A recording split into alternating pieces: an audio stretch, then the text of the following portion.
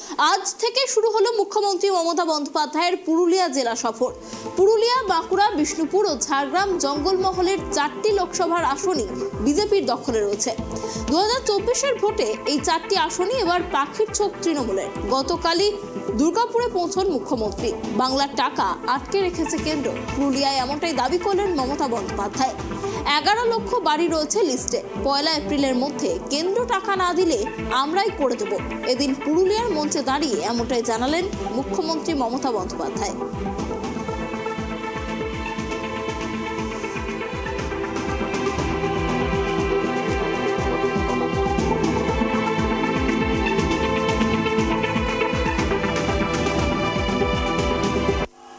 আমরা আইন করে বলেছি আদিবাসী জমি হস্তান্তর করা যাবে না, আইন করা হয়েছে।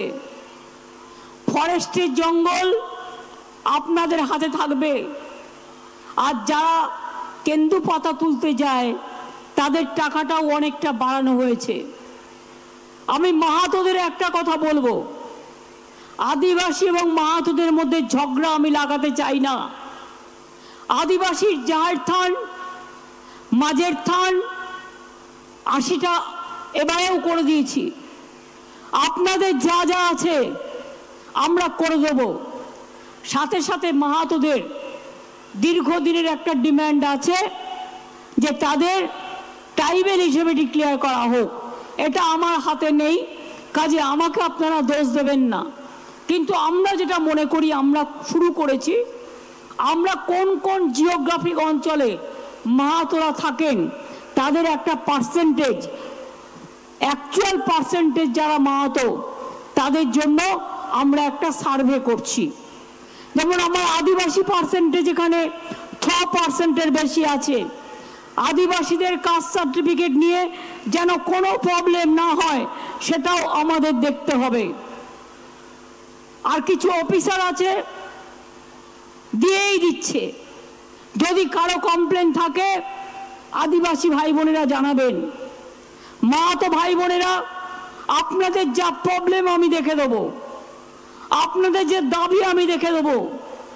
কিন্তু দয়া করে ভোট আসলেই আদিবাসী আর মাহাতোদের মধ্যে ঝগড়া লাগাবেন না, কারণ অনেক মাহাতো আদিবাসী আছে আমি যেটা দেখেছি।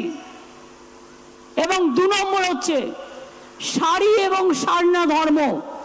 আমরা কেন্দ্রীয় সরকারকে চিঠি লিখেছি, যদি তারা না করে আমরা দরকার হলে বৃহত্তর আন্দোলন গড়ে তুলব সারি এবং সারনা ধর্ম তাকে স্বীকৃতি দেওয়ার জন্য। আপনারা জানেন অলচিকি ভাষাকে আমরা গুরুত্ব দিয়েছি। আজকে অলচিকি ভাষায় ছেলেমেয়েরা বিশ্ববিদ্যালয়ে পড়ে, স্কুলেও পড়ে, কলেজেও পড়ে।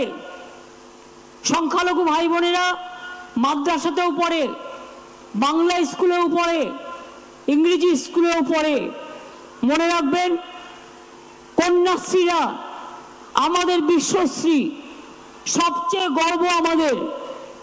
আগে মনে রাখবেন বাবা মারা ভাবতো মেয়েদের বিয়ে দেবো কি করে, এখন বাবা মারা ভাবে না দিয়ে ভালোই করেছি, আমার মেয়েরা তখন বিশ্ব জয় করছে, আমার মেয়েরা কেউ ডাক্তার হচ্ছে, আমার মেয়েরা কেউ ইঞ্জিনিয়ার হচ্ছে, আমার মেয়েরা কেউ অফিসার হচ্ছে, আমার মেয়েরা কেউ টিচার হচ্ছে। এরাই আগামী দিন মনে রাখবেন ভাইয়েরা এবং বোনেরা মিলে এক একটা সংসারকে নিজেরা দাঁড় করিয়ে দেবে।